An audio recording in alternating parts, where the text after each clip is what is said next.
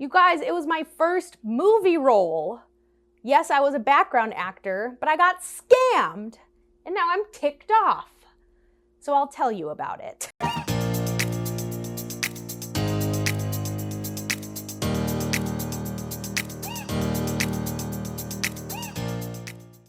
Hi friends, welcome back to my channel, or welcome to it. If this is the first time you're seeing my face, thanks for clicking on that thumbnail and joining me for today's story time. My name is Jacy and I like to do stories, chit chats, and rants. And today is gonna be a ranty story time because it just happened and I am kind of ticked off and I needed to vent about it. So thanks for joining me for it. I kind of just got scammed. I have entered the entertainment industry and I'm taking on various modeling and acting jobs, and I got scammed. So I wanted to tell you guys about it. So if you like story times or just hanging out with me, and hopefully you don't mind when I get a little bit angry, make sure to like this video and subscribe so you can join us for future videos. Also, make sure to follow me on social media. I am on Instagram, Twitter, and TikTok if you want to follow my regular day-to-day goings-on. But with that being said, let's hop right into why I am so upset. All right, so like I've mentioned, I have been delving into the entertainment industry. I do a lot of part-time modeling gigs, I do some little acting gigs, nothing crazy by any means, but I get most of my gigs through Backstage.com. So Backstage is kind of like the Indeed for the entertainment industry, where it's essentially you upload your resume and your portfolio of your body of work in terms of acting and modeling, or even voiceover work, and you apply for jobs in the entertainment industry. And so it's kind of like freelancing sort of thing. So I have my profile set on there, and I got a message one day from a person who was offering me a gig. Now I'm gonna read this message here. It says, "Hi Jacy, we would like to book you for a small speaking role in a TV series directed by insert famous person name here that we are shooting pickup scenes for. You will be needed this Monday the 7th. The rate is $125 for an hour or so, and you would just be needed for one scene. Please shoot me a text at phone number and I can give you some more details. Thank you." So this is super common with Backstage.com because your profile is set up there and you have different keywords for your name. So like for me, it'd be ethnically ambiguous or curly hair or green eyes. They can kind of search and find you that way. So that's what happened. They found my profile and offered me this gig. So I said, yeah, sure. Like I'm totally down. Send me the information. I didn't hear from this person for 3 days. Monday the 7th came and went. I got completely ghosted, but I was like, hey, no worries. So I had messaged them saying like, hey, any details? Like, is this still going on? After that Monday, they texted me back and said, hey, Jacy, thanks for reaching out. We cut the character I had in mind for you, but are you able to come to set tomorrow for a court scene? And so I was like, yeah, I'm not doing anything on a Wednesday either. And for $125 an hour, I will happily come and be in your little movie scene, 100%. So I said, I am available. What are the details? Now, I didn't hear from her again. Like I was kind of like, is this happening? She took a really long time to respond. And then finally she said, okay, now it's actually a scene in the cafe and it gets robbed. If you could be on set at 2:30 p.m. And I was like, oh, okay, where is the set? And then she sends me the address. And then I ask, sure, come camera ready, any outfit specifics? And then no other details, just completely ghosted. So a couple things here. One, she changed the scene again for a third time and said, and now you're doing a cafe robbery scene. I was concerned. I did actually message some family members being like, hey, I'm going to this address for a gig and they said it's a robbery scene. I will not be taking any money or any technology in there because I don't actually want to get robbed because something about this feels sketchy. I also was a little bit weirded out by just the lack of clear communication. She was taking a really long time to respond and she wasn't giving me a ton of specifics. So I have worked numerous jobs in the past couple of years where they tell you exactly what they want out of you. They say, please come with your hair done, but not your makeup. We'll do your makeup on set. Or please come camera ready with hair and makeup done. Please bring your own outfits and a couple options. Like we want you in a blazer for workwear, or do you have a party dress that you can bring, or jeans and a t-shirt. They usually give very specific information and then they'll let you know like, we'll have snacks on set, any kind of allergies, or are you fully vaccinated? We're gonna COVID test you. Just lots of different information. So right away, this one was kind of on the sketchier side because of just the lack of information. Now, I did have a bit of stars in my eyes because of the name that she said, and I will not be mentioning this name. Again, I do have my own reputation to maintain in the entertainment industry, so I will not be naming names or this person. But it was like a decently recognizable name, and I was like, oh wow, like that's pretty cool. I'll get to meet this person on set and be a part of one of their studio productions. Hey, that's gonna be a great resume booster. It's gonna be worth it. And so I arrive at the address at the correct time, and I had brought several different outfit changes. I came with my hair and makeup done, but I brought my model bag with me as just in case sort of thing, in case they wanted me to change or change up my look, whatever they wanted, I was kind of prepared for. I was also texting my family being like, okay, I'm here. If I don't text you back in 25 minutes, I'm dead and call the police. But I walk onto set, and it was a legit set. It was one of those kind of rentable studio places where they have lots of different backgrounds and scenes and different kind of sets going on. So it was a legit movie set. And then I see this famous-ish person who is the director, and I'm like, oh, nice, there he is. All right, this is real, I'm totally comfortable. I go and I get COVID tested right away, and it was a rapid test. So I was outside, I took my test, and then I had to wait there for 15 minutes for the results. And so I'm texting family, I was like, oh yeah, this is legit. Like, they COVID tested me, I see the guy, I see all the very large, expensive cameras, all of the actors walking around, it's so legit. So I see the girl who had been messaging me and casted me, and she was just like, oh, nice, you made it. And I was like, yeah, like, is what I'm wearing okay? What do you want me to wear? She was like, oh yeah, it's fine. You're just gonna be a background extra in a bank. Like, what you're wearing is fine. And I was like, okay, dope. So this is just a really funny side story that I'll tell you guys is when you are a background extra, you're kind of like nobody to them. You know, it's just kind of like you're there to fill a scene. And we were doing pickup scenes. So what pickup scenes are, it's essentially as if they filmed the whole movie and then they're like, oh shoot, we're missing a little bit of parts and scenes just to kind of fulfill the storyline. So we need to go back and just kind of refilm those small little scenes. And so that's what this bank robbery scene was. It was literally going to be less than 30 seconds on camera, if that, but it was just for the sake of fulfilling the storyline. So I've been a background character before, and honestly, it's kind of fun because you're not the main character. You don't need to worry about learning lines. You don't really need to worry about how you look. But you get to eat snacks all day. Oh, and this set had great snacks. You guys, there's so much good food on movie sets. It's so crazy. And I'm so glad, I think I tweeted about this one time, that I'm so glad I've overcome my shyness in terms of eating, because before I'd be like, one pack of Gushers, please. No thanks, I'm stuffed. And now I'm just like, ooh, baby, let's see. Can I get some pirate's booty? Can I get a fruit roll up? Ooh, is that sparkling water? Give me some sparkling water. You guys got any sandwiches? Yeah, give me a ham and Swiss sandwich. That sounds good.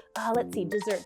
Cookies and Oreos. All right, thank you. And I just load up. I take things to go. I am not shy about it at all, because to me, that is essentially part of my payment. Like, I get paid in food. So that's just a funny little side story. So while I'm sitting there waiting for my scenes, I'm just eating snacks. I'm chilling. I brought a book because, again, there's a lot of downtime when you are on a movie set because they have a somewhat schedule, but you kind of just have to wait around for your actual turn. Now, one other little side story that I thought was so funny was there were a couple other extras on set who were going to be in this robbery scene, and they were getting very impatient. They're like, wow, it's been an hour. Why haven't we gone on yet? Like, why didn't they schedule this better? We've been waiting for an hour. This is getting ridiculous. And I'm sitting there, you know, popping my Gushers being like, first time? Yeah, just reading my book, because that's how it is. Like, you have to wait, and there's a lot of downtime waiting on sets. And so I was talking to them, and they're like, yeah, like, I'm so excited. Like, this could be my big break. This is my first gig that I've ever done. And I'm thinking like, honey, you're a background character and you're complaining about waiting for an hour. Like, you are very new to this, but she'll learn.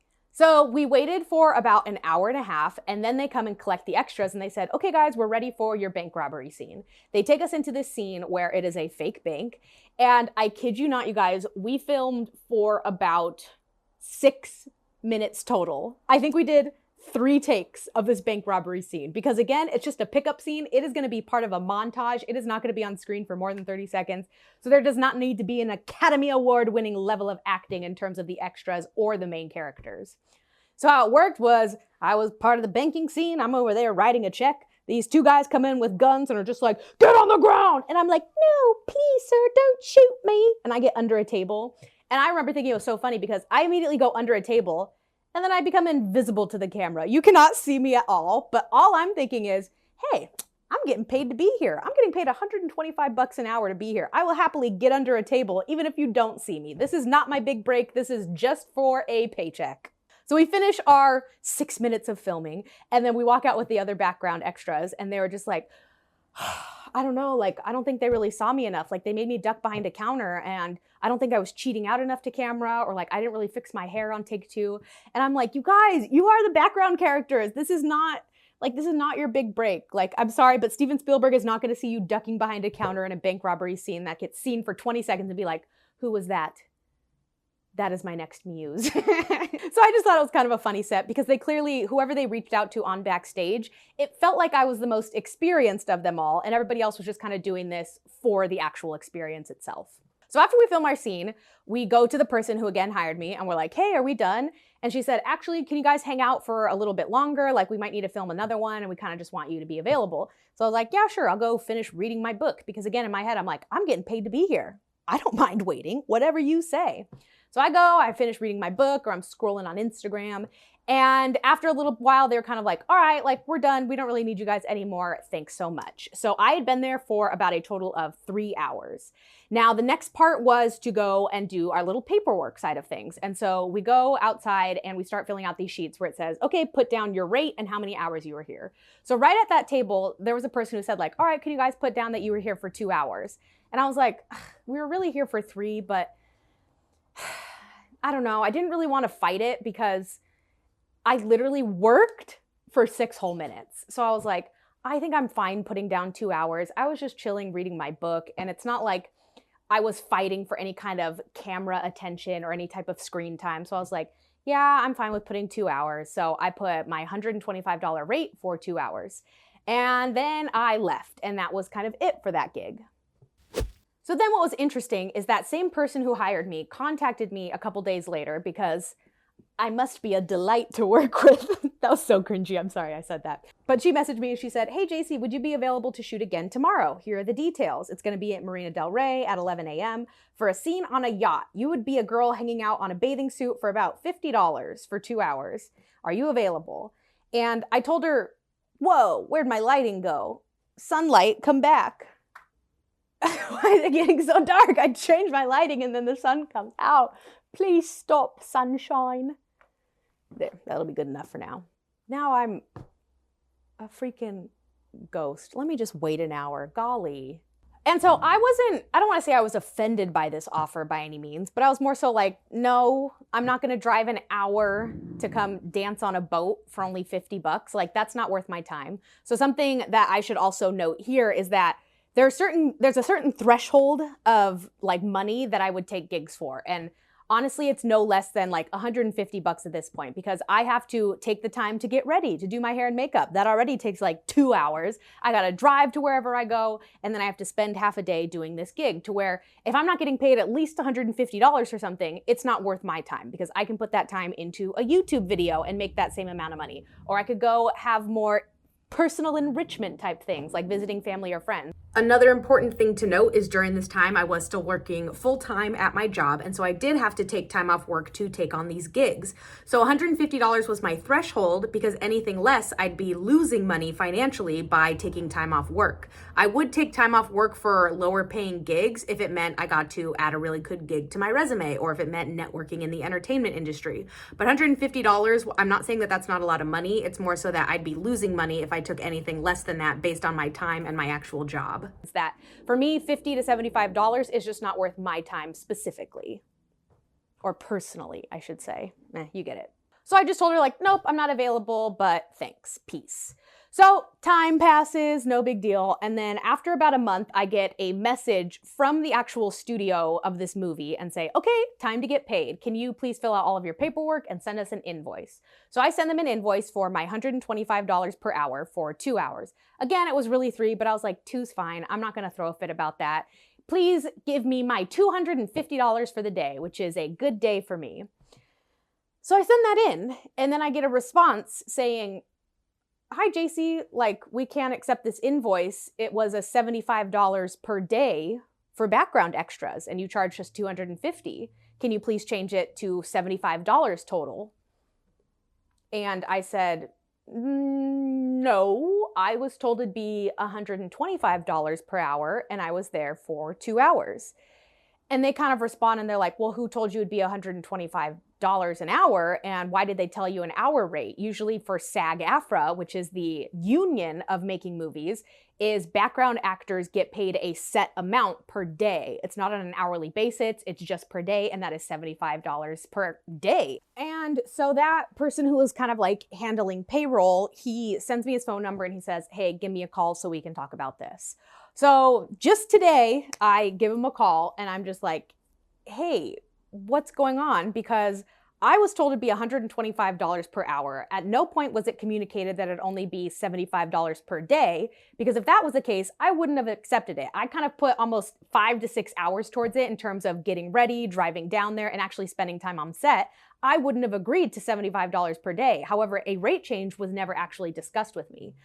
So I was talking to this guy and he was very helpful. I don't blame him at all, because he was just saying, listen, I'm just the financial guy and I can literally only pay each background character $75. There is no wiggle room in this budget for me to give you any additional money. One, because contractually by our union, you were just a background actor and you can't make any more than this. Additionally, if I were to pay you more, that would be coming out of another actor's budget. And then they'd come at me and be like, hey, why did you short me dollars? I was a main speaking character. Why am I being shorted money for some background character?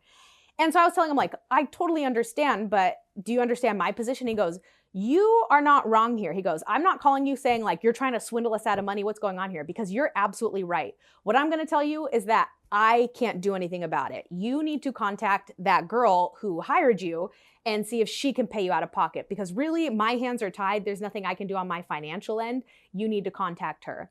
And so we were just kind of talking, because I totally understand. I know it's not his issue, and I know it's not something he should be having to deal with when somebody was kind of misled. But it was also just like, but my money, like I was kind of looking forward to that money. I have bills to pay. And again, it just felt like I kind of wasted a day, but also more so that production studio, that actual famous person director, like it just left such a bad taste in my mouth, where now it's like, I don't even want to see this movie when it comes out. I don't want to see my 10 seconds of screen time ducking behind a desk, because now I'm just like, all of it is tainted because I was not appropriately paid based on what I was promised. So again, this guy was so nice. He was just like, I totally understand. I feel awful. He's like, listen, I work in the entertainment industry. If a gig like this comes up again, like, can I call you? Can I give you a call and try to offer it to you just to make it up for you so you can make like additional money? And I was like, don't worry about it. Because for me, it got to the point where I was like, it's not about the money. It was like a couple $100s, yes, which was in my time in life where I really don't have that much income. I was like, yeah, it's important, but it's not worth fighting and ruining my reputation over. I was like, I appreciate the offer. It's not really about the money. I think I'm just more upset at the principle of the matter, and that I was kind of baited and switched, and how I was thinking about all of those other actors on set who this was their first time and they were so excited to be there, that it makes me wonder if they were being taken advantage of, or some of those other newer actors who are trying to get their big break in the entertainment industry, about these movie studios lying to people and kind of baiting and switching them so that way they come to set but then take advantage of them and pay them less than what they were actually promised. So I don't know, I didn't talk to any of those extras. I don't know if they were also promised that rate, but I was just more upset about how much we were taken advantage of. So he says, well, the best I can do is $75 for the whole day. And I was like, I'll take that. And he was like, if you have any additional issues, like take it up with that girl who messaged you.